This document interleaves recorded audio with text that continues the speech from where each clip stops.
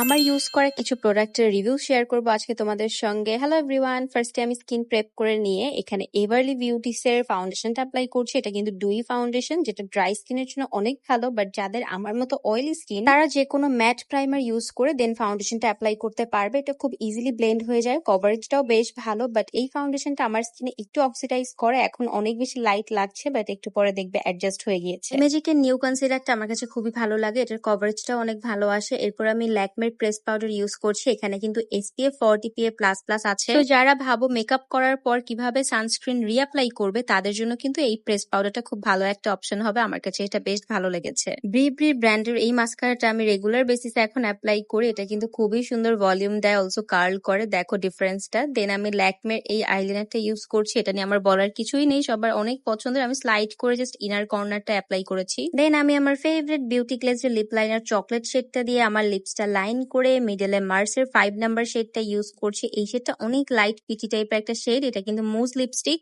আর আমার ইউজ করা এই প্রত্যেকটা প্রোডাক্টই তোমরা পেয়ে যাবে নাফা গ্ল্যামারাস মার্টে।